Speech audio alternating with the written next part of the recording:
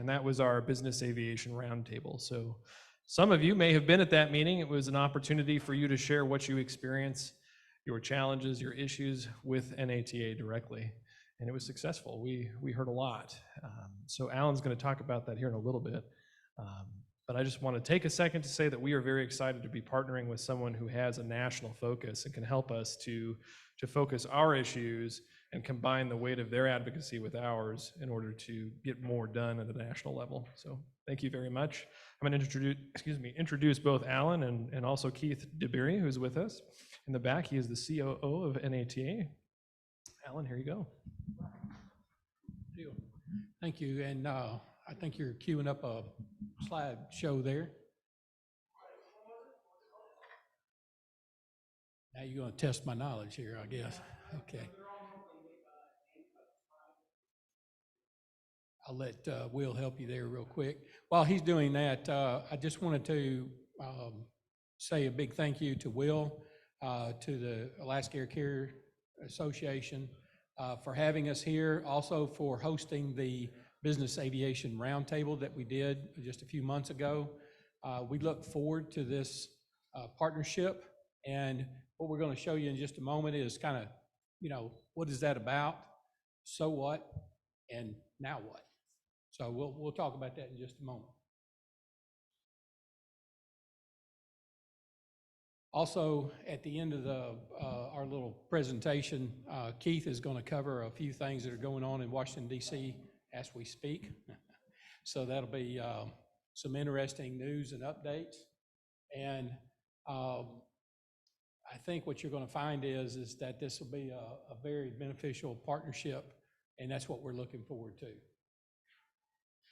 Now, I can do the little dancing routine, but I'm not very good at it, so I'll just wait for just a moment. Getting going? Okay. So, go ahead, Will. She just has to find it. It looks like we got a mix up with our data files. It should be up here shortly. In the meantime, let's take 2 minutes just to relax, and we'll be right back with you. Sorry for that, Alan.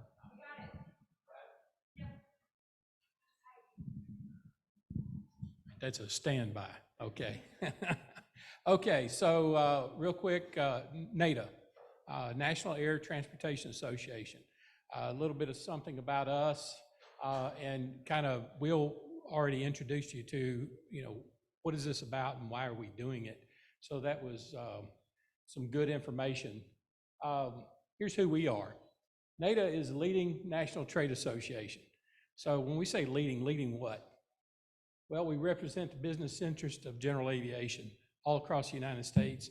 And one of the reasons why we wanted to reinvigorate this partnership was to reach out to a very important segment, which is right up here in Alaska. We have nearly 3,700 member companies, mostly classified as small businesses. We provide a broad range of aeronautical services to the aviation community, including all those things that you read there. Our advocacy and initiatives are member-driven. Now, this is one of the things that we've been very laser focused on here just recently, and Will and I talked about this earlier, which is around our committees. And our committees are made up of our members, and we also have participants that join in and help drive some of the conversation. From that information, we take that and we put it into what I call 3 main areas. So let me just cover those real quick. As you listen to the FAA presentations, TSA is another one, Customs and Border Patrol. There's a lot of agencies out there, and they do things by policy. Handbooks, manuals, you'll hear all of these things. Well, you don't quite have what exactly I'm looking for. Well, what are you looking for exactly? So that's done through policy.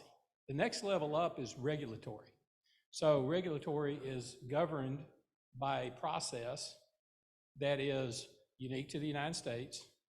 They propose a rule, and then we got to comment on it, take time to adjudicate those comments, and then put that rule into place. That gives everyone an opportunity to weigh in on that information.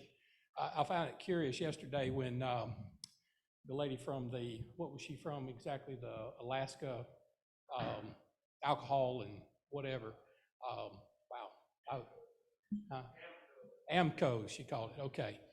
I would not have wanted to been in her shoes, but because that's a tough sell. But it sounded to me like one of the very things that was happening was that the regulatory process, people didn't get an opportunity, all the right players didn't get an opportunity to weigh in. The third piece, the third level is law. Law is the hardest and it's the most messy. When Congress starts passing laws to get FAA to do something, or TSA, Customs and Border Patrol, watch out, you're going to get a lot of unintended consequences.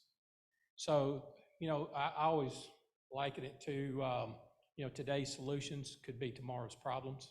So a couple of you, I've already talked a little bit about that. So that's who we are.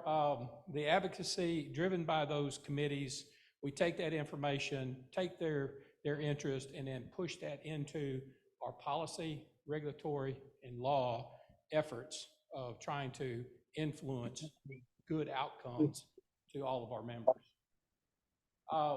So community, we include around individuals at over 9,500 companies. We have over 11,000 safety first training users at over 750 locations. All right, partnership. So why are we even up here? What are we talking about? And, like Keith said yesterday, we're not here to sell you something. We're here because we're interested in being able to partner on certain things that we feel like that we can be mutually beneficial, us to you and you to us. So safety education programs for ground handling, operations standards, advocacy. I'm not going to read through all of these, but the key one down there being connections. So also realize that I'm the last person standing between you and a good cold beverage. So I'm going to buzz through a little bit here. Okay, but here are some of the events that we have coming up, and I want you to be aware of. We have in June in Oklahoma City, we have an Air Charter Summit. We did the first one after about a 10-year break. Last year, it was very successful. We had a lot of players in from the flight standards. We also tried to get DOT Assistant Secretary. That was interesting, canceled at the last moment. However, it also pushed a couple of things that were going on, especially around public charter operations, which was very unique. I won't bog us down with that right now. We also have a certified de-icing workshop coming up, ground handling safety symposium. And then in November in Nashville, if you can't tell, I'm from Tennessee, so hoorah there. We're going to have our aviation business conference. So we also conduct these business aviation roundtables, and we try to go around the country. And basically what these are open the ears and close this, and then listen to what's going on out there with you guys. So it basically gives a key industry issues, a plan to address them proactively. We're able to present metrics to raise that safety bar in ways we can work with the FAA and other agencies. So it just really helps us get an idea around the things that we need to do, where do we need to put that into play, and how can we make some changes. So going into the Alaska bar, these were the 4 topic areas that we had just kind of, hey, this is some things we want to talk about. So you could read them: ground ops, risk factors, FAA is always a big one, human factors. Those are ones that we had heard from, the ones we had been to before. Coming out of your bar, we had AWAS was the #1, and throughout this meeting, what I'm hearing is a lot of weather-driven information about how can we improve, what is the FAA providing, and there's still a lot of room for improvement is what I'm seeing. And yeah, I got a little head nodding going on, I think. Safety management system was another area that was addressed at that particular event. SMS, the rule, has not yet made it to be published. We're looking probably May, June timeframe. Keith's going to give a little bit more information about that in just a minute. But what does that look like once it rolls out the door? If you're not in the voluntary program? What does that look like? And so we believe that that is going to look a lot simpler than what people might be trying to overcomplicate their minds. So what we would like to do is, there was a very good presentation over here in the side room yesterday talking about some tips and techniques, and I think they had some good approaches in how to do that in a voluntary program. You also had personnel, FAA inspector workforce, and contract towers. On the workforce, heard an anecdotal piece of information in there I was pretty concerned about, was some inspector lack of knowledge. I know they've been bringing on a lot of people, which is always an issue, but to get the kind of response that they shared there, I was like, So those are the kinds of things that we'd like to pass back on to some of our FAA counterparts. Both Keith and I had an opportunity to work in FAA. I hope you don't hold that against us. But we worked there for quite a few years. Keith, when he retired out, he was running the FAA Academy. I was in they call it air carrier safety assurance. So in flight standards, I was in the air carrier side rather than the general aviation side. So I was acting in the role of deputy director at the time. So that's just a little bit of the background. So those were the key takeaways we had from your bar event. Legislative unleaded avgas, and also the FAA reauthorization. Will, you just sent that email. Kurt's going to be, so let me tell you who Kurt is so that you understand this little side conversation. Kurt Castagna is our CEO, and he's also been named as the chair of the Eagle Initiative, which is around all of this avgas and all of these issues that surround that. He has got a very, very good command of the facts on that. I tend to struggle with that particular area a little bit, and I default to his wisdom on it. But to inform this group, we'll get you put onto that initiative so that you have a contact and can get the context out of that information back to you guys. Also, interacting with the House, Senate, and industry partners. And like I said, Keith is going to cover a few things that are going on the Hill today. And I'm going to let him do that right there at the end rather than me steal that thunder. A couple other things that we are doing. One is this Avoid Illegal Charter campaign. And boy, this thing has really taken up more of my time coming in. I joined NATA about October of 22.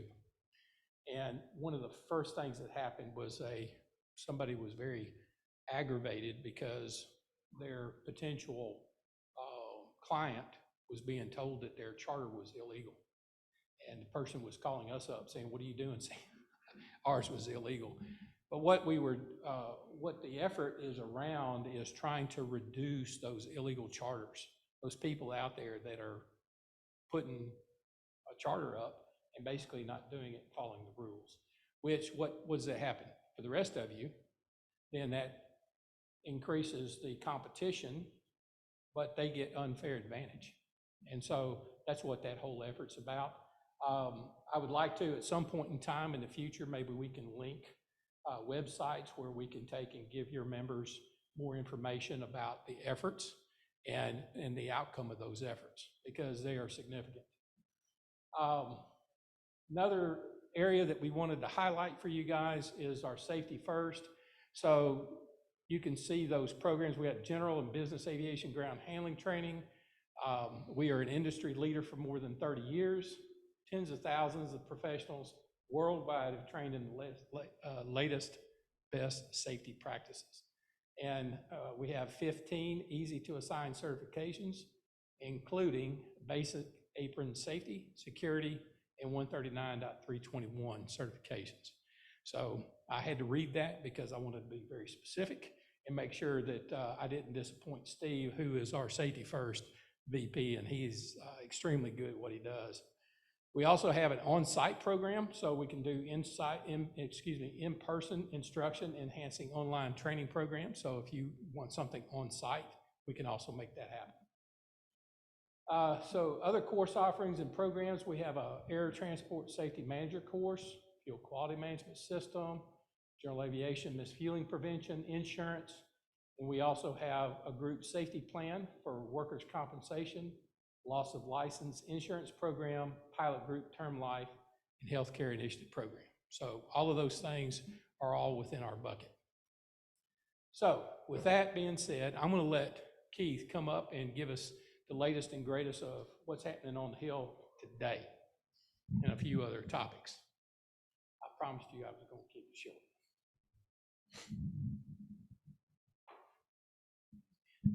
Absolutely, thank you. So for the remaining few, thank you.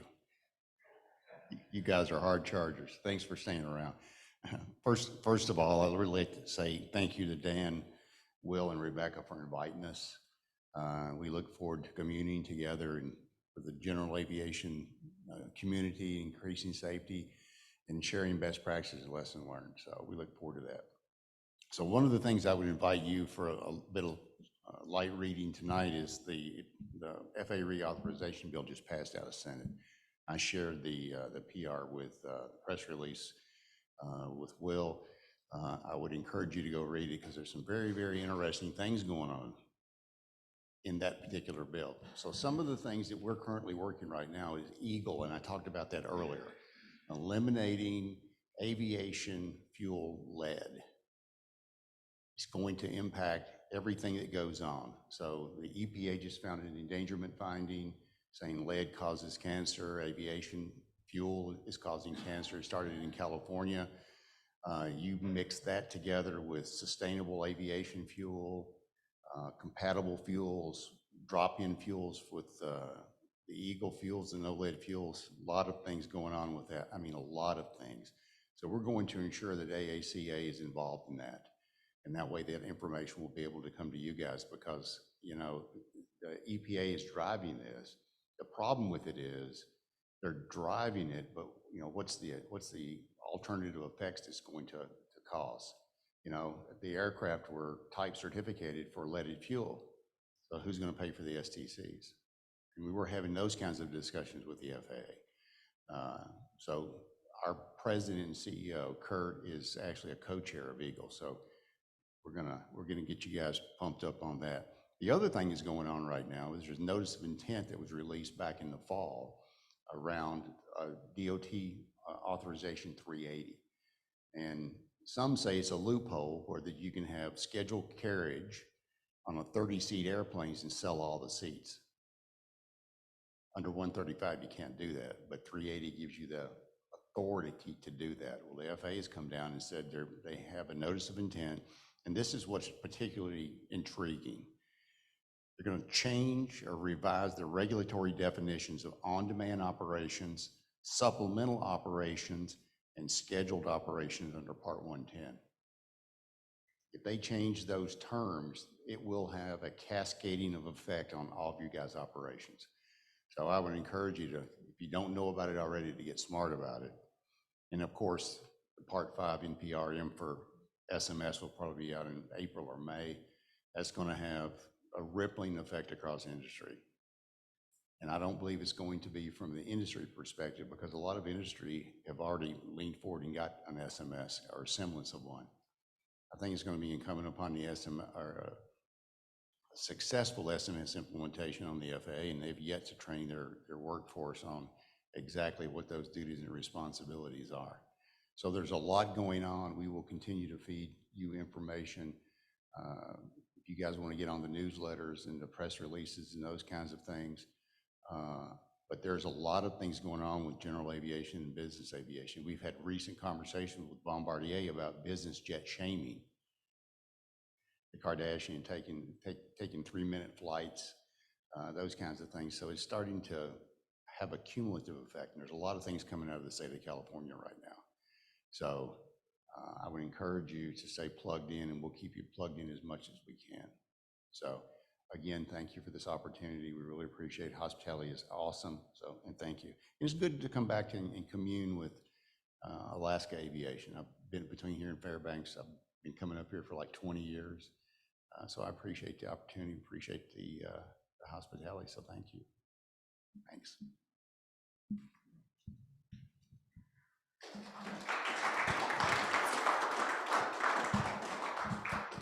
Thank you, Keith and Alan. Thank you. All right, folks, that is the end. Does anybody have any questions for the two of them while they're here?